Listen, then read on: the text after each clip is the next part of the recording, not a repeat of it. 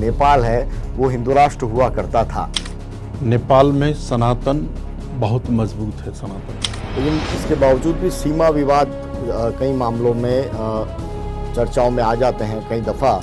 नेपाल का दावा है यहाँ तक, भारत का दावा यहाँ, और वहाँ प्राकृतिक सीमाओं का रेखांकन नहीं, क्योंकि नदी बहती कभी इधर कभी उधर।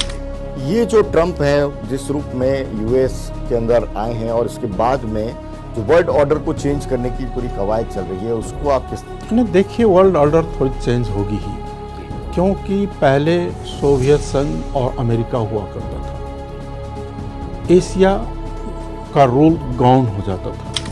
अब बांग्लादेश के अंदर जो घटनाक्रम चल रहा है उस पर जरूर आपकी एक टिप्पणी चाहता हूँ। अभी बांग्लादेश में लोकतंत्र नहीं, और एक तरफ, दूसरी तरफ क्या है कि बांग्लादेश में कट्टरवादी है, चाहे वो धार्मिक हो चाहे जातीय। नेपाल की आवाजाही का जो हमारा संबंध है उसमें एक खतरा ये रहता है, इंडिया के लोगों का कंसर्न रहता है। नेपाल में भारत विरोधी गतिविधि नेपाल में अलाउ नहीं है। नेपाल की नीति रही है कि नेपाल के भूमि से कभी भी अपने मित्र राष्ट्र भारत के विरोधी कोई भी गतिविधि नहीं करने देंगे। जो भारत एक शक्तिशाली मुल्क के रूप में उभर रहा है कई मामलों में, लेकिन जब तक भारत और पाकिस्तान के बीच का अच्छे संबंध नहीं होगा, सार्क आगे बढ़ना संभव नहीं है। देखिए, ट्रंप का सोच जो अभी तक जो दिखाई दे रही है वो अमेरिकन सुपरमेसी का सोच है। उन्होंने कहा भी है अमेरिका फर्स्ट। नमस्कार, पंजाब केसरी में आप सभी का स्वागत है। मैं हूं विशाल सूर्यकांत और आज स्टूडियो में हमारे साथ में खास मेहमान मौजूद हैं। आप हैं उपेंद्र यादव, जो कि नेपाल के पूर्व डिप्टी पीएम हैं और विदेश मंत्री भी रह चुके हैं। तो भारत नेपाल के संदर्भ में किस तरह से वो देखते हैं चीज़ों को, और इनके जरिए समझेंगे भारत नेपाल के संबंधों का इतिहास तो सबको मालूम है, वर्तमान और भविष्य किस दिशा में जाएगा, इस पर भी बात करेंगे। उपेंद्र जी, बहुत बहुत स्वागत है आपका पंजाब केसरी स्टूडियो में। सबसे पहले तो कि आप राजस्थान की, भारत में राजस्थान की इस धरा पर, मरुधरा पर पधारे हैं, राजधानी जयपुर में। क्या वजह है कि आपका यहाँ पे आना हुआ है? देखिए, राजस्थान और नेपाल का संबंध भी बहुत विचित्र का है। यहाँ से काफ़ी लोग नेपाल में हैं जो वहाँ के उद्योग, व्यापार, व्यवसाय, नेपाल में बहुत बड़ी योगदान राजस्थान के लोगों का रहा है। इसलिए राजस्थान हम लोग अपना ही समझते हैं, अपने नज़दीक के ही समझते हैं। जैसे भारत में राजस्थान का खास भूमिका है, और यहाँ हमारे मित्र लोग ने अंतर्राष्ट्रीय समरसता मंच से उनके साथियों के आग्रह पर और कुछ मित्रों से भेंटघाट के क्रम में यहाँ पहुँचे, और बड़ी खुशी हुई कि आप लोगों से भी मुलाकात हुई। जी, भारत नेपाल संबंधों को आपने बहुत, क्योंकि आप तो उस पूरी सरकार में रहे हैं, किस तरह से परिभाषित करेंगे? क्योंकि सांस्कृतिक रूप से, धार्मिक रूप से एक जुड़ाव अलग है, लेकिन राजनीतिक रूप से संबंधों में उतार चढ़ाव बना रहता है। देखिए, नेपाल और भारत का संबंध केवल दो देशों के कूटनीतिक संबंध तक ही सीमित नहीं है। हमारा संबंध धर्म, संस्कृति, भाषा, सभ्यता और भावनाओं से जुड़ा हुआ संबंध है। वैसे कहा जाए तो भारत दो देश हैं, दो सार्वभौम सत्ता संपन्न मुल्क है, लेकिन हमारी भावनाएं, हमारी संस्कृति, हमारी सभ्यताएं एक हैं, और ये संबंधों को बहुत ही मजबूत से पकड़ी हुई है। हाँ, अब राजनीति में तो एक ही मुल्क में भी कभी काल उठापटक तो होता रहता है, इधर होता रहता है, लेकिन ऐसा भी नहीं है। अभी नेपाल और भारत के बीच का संबंध बहुत ही बेहतर है। ऐसा लगता है कई दफ़ा जो भारत में परसेप्शन है, मैं वो सवाल पूछूंगा जो भारत परसेप्शन में, आप बताइएगा क्या स्थितियां हैं। लेकिन ऐसा कई बार ये होता है कि नेपाल है वो चाइना के बहुत नज़दीक हो जाता है, इंडिया से थोड़ा दूर हो जाता है। तो ये जो चीज़ें हैं, इसको कैसे आप देखते हैं वहाँ नेपाल? चाइना हमारा पड़ोसी है, उसके साथ हमारा संबंध रहा है, लेकिन भारत हमारे साथ हमारा विशेष संबंध रहा है। हमारा संस्कृतियों का, सभ्यताओं का, धर्मों का संबंध रहा है भारत के साथ, बेटी रोटी का संबंध रहा है, जो इस तरह का संबंध दूसरे किसी के साथ नहीं है। इसलिए हमारे पड़ोसी हैं चाइना, वो नेपाल के, उनसे मित्रता है, लेकिन भारत से हमारी विशेष संबंध है और इसके जगह दूसरा कोई नहीं ले सकता है। लेकिन मैं आपके पुराने इंटरव्यूज़ देख रहा था, जब आप यहाँ पधारने वाले थे तो मैंने देखा कि क्या क्या कुछ नेपाल के अंदर घटनाक्रम हुआ भारत के संदर्भ में। तो बहुत आप वहाँ पर भारत सरकार या भारत को लेकर बहुत वहाँ पर आप अपनी बात रखते आए हैं। पिछली दफ़ा 2-4 साल पहले की बात है, वहाँ ओली सरकार के ऊपर आरोप लगे थे, चाइना गवर्नमेंट और ये तमाम चीज़ों के आरोप लगे थे। तब भी आपका है बहुत चीज़ें हैं, वक्तव्य हैं, वो पब्लिक डोमेन में आई थी। तो ये जो राजनीतिक रूप से जो मत भिन्नता है, क्या वहाँ पर अब क्या उस तरह से प्रबल है कि स्थिति ये हो जाए कि कभी चाइना या भारत दोनों में से किसी एक को ही हम साध पाएंगे, दोनों को संतुलन साधना मुश्किल हो जाता है राजनीतिक पार्टियों के लिए वहाँ पर? देखिए, नेपाल की आंतरिक राजनीति क्या है कि वहाँ वामपंथ और उग्र वामपंथ का प्रभाव है। तो वामपंथ का जहाँ प्रभाव हो, वो निश्चित रूप में उनका थोड़ा सा वैचारिक लगाव, विचारधारा की लगाव चाइना से या किसी ज़माने में सोवियत यूनियन से हुआ करता था, हाँ ना। लेकिन लोकतांत्रिक गणतंत्र नेपाल है, जो लोकतंत्र और गणतंत्र में विश्वास करते हैं, कुछ वामपंथियाँ भी, वो इस वास्तविकता को समझते हैं कि भारत के साथ जितना बेहतर संबंध होगा, जितना स्पष्ट होगा, जितना जो है मजबूती के साथ आगे बढ़ेगी, उतना ही नेपाल का तरक्की होगा और हित भी होगा और भारत का भी हित होगा। ये वास्तविकता है, इस वास्तविकता को कोई इनकार नहीं कर सकता है। लेकिन इसके बावजूद भी सीमा विवाद कई मामलों में चर्चाओं में आ जाते हैं। कई दफ़ा हमने देखा कि इस रूप में पिथौरागढ़ और तमाम ये उत्तराखंड से लगती हुई सीमा है, उसको लेकर विवाद हुआ। इसको आप किस तरह से देखते हैं? उसमें क्या है कि जब मैं विदेश मंत्री था, मैं 2 बार नेपाल का विदेश मंत्री रहा हूँ और भारत का विदेश मंत्री के हैसियत से कई बार दौरा भी किया था। तो 2 पॉइंट है जहाँ हमें आपस में सुलझानी पड़ेगी।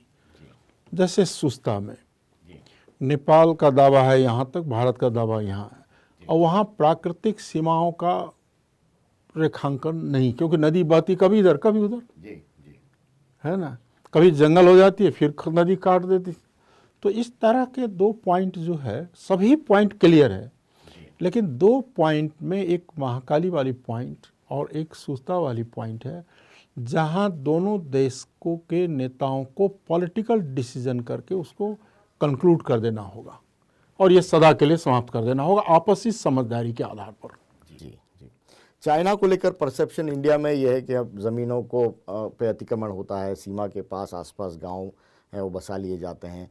नेपाल के अंदर भी मैं देख रहा था कि मीडिया रिपोर्ट्स या आपके टाइम की रिपोर्ट्स ऐसी थी कि कुछ गांव वहां पर बसा लिए, तमाम चीज़ें। इसको आप किस तरह से देखते हैं? देखिए, वो उसको हमें 2 देशों की समस्या के रूप में देखना नहीं चाहिए।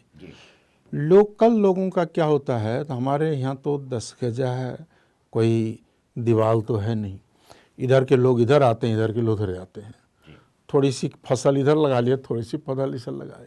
ये लोकल प्रॉब्लम कहीं कहीं दिखाई देती है। वो दोनों देश के अधिकारी लोग बैठ करके सीमाओं में, जो हमारा एक मैकेनिज्म है, भारत के सीमा सुरक्षा और नेपाल के जो अधिकारी लोग बैठते हैं, ऐसी समस्याओं को समाधान करते जा रहे हैं। ऐसा कोई बड़ी बात कहीं दिखाई नहीं दे रही है। जी। उपेंद्र जी, एक अंतर्राष्ट्रीय परिस्थितियां जिस रूप में बदल रही हैं, उससे जुड़ा अगर सवाल न करूं आपसे तो ठीक नहीं होगा। विदेश मंत्री भी रहे हैं नेपाल के। ये जो ट्रंप है, जिस रूप में यूएस के अंदर आए हैं और इसके बाद में जो वर्ल्ड ऑर्डर को चेंज करने की पूरी कवायद चल रही है, उसको आप किस नहीं, देखिए, वर्ल्ड ऑर्डर थोड़ी चेंज होगी ही, क्योंकि पहले सोवियत संघ और अमेरिका हुआ करता था, एशिया का रोल गौन हो जाता था। लेकिन आज दुनिया में, एशिया में भारत, चाइना जैसे मुल्क भी अपना भूमिका अंतर्राष्ट्रीय जगत में आ रहा है। आर्थिक रूप से अन्य शक्तियां भी बढ़ रही हैं। दक्षिण अमेरिका पहले गौण होता था, आज ब्राज़ील, कनाडा जैसे शक्ति भी आगे आ रही है। तो क्या है कि अब ग्लोबल पावर पॉलिटिक्स यूरोप से, अमेरिका से अब शिफ्ट होते जा रहा है एशिया की ओर। और एशिया का रोल जो है, खास करके भारत और चीन का रोल तो बढ़ता चला जा रहा है। तो इसलिए ये ग्लोबल ऑर्डर जो पुरानी है वो नई रूप में बदलेगी।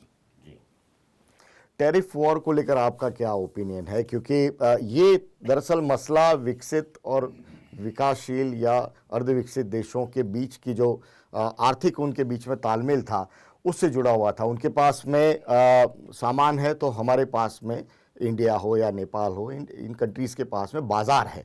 तो ये संतुलन को आप कैसे देखते हैं? और जिस रूप में ट्रंप इसको इम्पोज कर रहे हैं, क्या आपकी ओपिनियन? देखिए, ट्रंप का सोच जो अभी तक जो दिखाई दे रही है वो अमेरिकन सुपरमेसी का सोच है। उन्होंने कहा भी है अमेरिका फर्स्ट, यानी दुनिया में अमेरिका को फर्स्ट बनाए रखना है और लेके आगे चलना है। उसके लिए उन्हें को ये दिखाई दे रहा है कि आर्थिक शक्ति के रूप में, सामरिक शक्ति में अब नई शक्ति उदय हो रही है। जो नई शक्ति उदय हो रही तो संतुलन बिगड़ रहा है। जो संतुलन बिगड़ रहा है तो उनका चिंता भी बढ़ रही है, ताकि अब ग्लोबल सुपरमेसी अपना रहेगा या खत्म होगा। भारत के सराउंडिंग जो कंट्रीज़ हैं, चाहे नेपाल हो, बांग्लादेश है, मॉरिशस है, उनमें समय समय पर इस तरह की लगातार अविश्वास वाली खबरें आती रहती। पहले एक सार्क कंट्री के रूप में एक कॉमन प्लेटफॉर्म की बात होती थी। आपको क्या लगता है कहाँ चूक है? सार्क तो करीब करीब मैं देख रहा हूँ कि कॉमा में चला गया है जी। जब तक वैसे तो वहाँ क्या है कि दो पक्षीय संबंध की बातें न करके एक रीजनल बातों पे जोड़ देने की रही है उसकी मान्यता। लेकिन जब तक भारत और पाकिस्तान के बीच का अच्छे संबंध नहीं होगा, सार्क आगे बढ़ना संभव नहीं है ना? क्योंकि भारत सार्क का अग्रगणी, मतलब आगे खींचने वाले नेतृत्वदायी भूमिका में है, और वो पाकिस्तान के साथ उलझ जाए या वहाँ दुविधाएं पैदा हो तो गति कैसे पकड़ेगी? तो ये समस्याएं वहाँ है। तो इसलिए क्या है कि बिम्स्टेक से आगे बढ़ रहे हैं, इंडियन ओशन कॉन्फ्रेंस के माध्यम से आगे बढ़ रहे हैं, कई रूप आगे तो बढ़ रही है रीजनल कोऑपरेशन और डेवलपमेंट के मामलाएं। लेकिन सार्क का तो अब कन्वेंशन भी नहीं हो पा रहा है, समिट भी नहीं हो पा रहा है, तो ये अटका हुआ है वहाँ पर।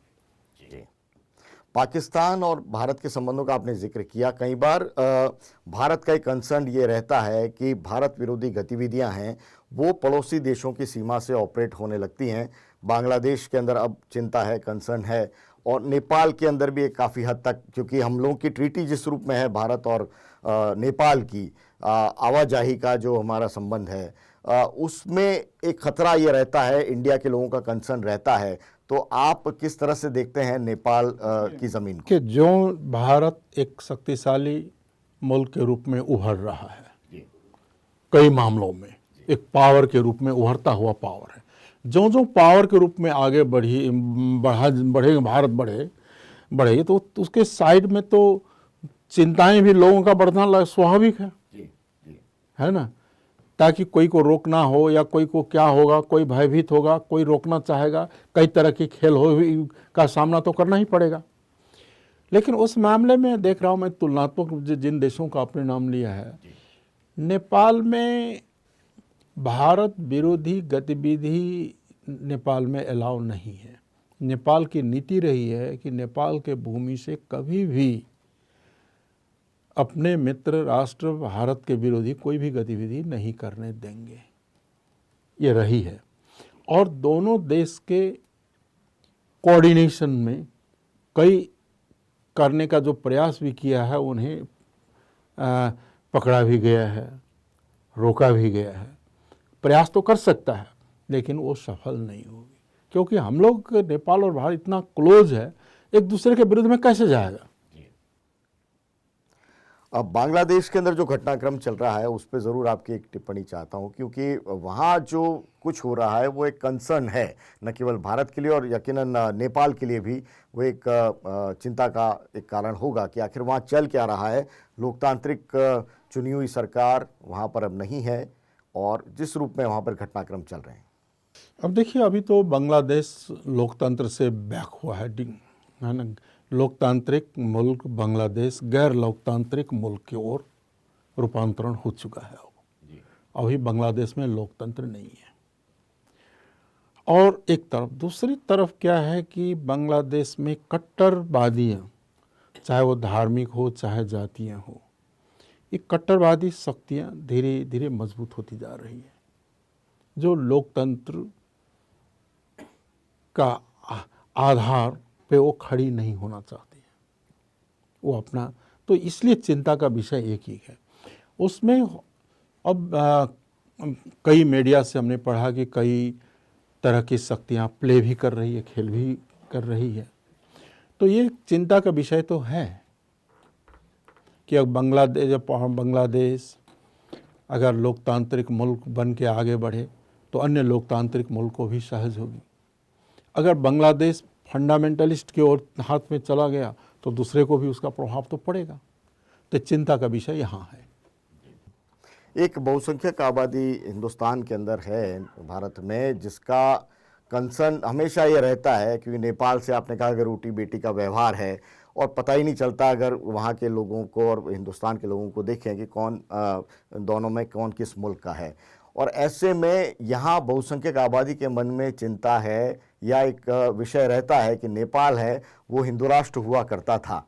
क्या इसको आप देखते हैं और क्या भविष्य नेपाल की अंदरूनी राजनीति किस तरफ जा रही है? देखिए, नेपाल अभी भी हिंदू राष्ट्र ही है। नेपाल में सनातन बहुत मजबूत है, सनातन धर्म। नेपाल के अभी के संविधान में भी सनातन धर्म का उल्लेख किया गया है ना। तो वहाँ हिंदुत्व तो है। हाँ, अब क्या है कि नेपाल सनातन को का धर्म को कायम रखते हुए जो है वह धर्मनिरपेक्ष है, ताकि सभी धर्मों के प्रति राज्य का समान दृष्टिकोण हो। धर्म विहीनता तो नहीं है। और आज भी नेपाल में 85% लोग हिंदू हैं। हाँ, लेकिन क्या है कि उदार है, उदार है, और हिंदू तो उदार होते ही हैं। भारत और नेपाल के संबंधों का भविष्य किस रूप में देखते हैं ये आपकी? हम तो देखिए, नेपाल और भारत का बीच का संबंध भविष्य अच्छा ही देखते हैं, क्योंकि नेपाल और भारत के दोनों देश के लोग, दोनों देश के सरकारें, दोनों देश के निकाय बेहतर संबंध के ही पक्ष में है और रहा है। आज का नहीं संबंध, ये संबंध हम लोगों ने नहीं बनाया, ये हजार वर्ष से बना हुआ संबंध है। जब एज ए देश के रूप में भारत नहीं था, नेपाल नहीं था, उस वक्त भी हमारे पूर्वजों का संबंध था, है ना। ये केवल राजनीतिक संबंध नहीं है, केवल सीमाओं का संबंध नहीं है, ये भावनाओं, विचारों, सभ्यताओं का संबंध है और ये मजबूत ही रहेगी और आगे मजबूत होके जाएगी।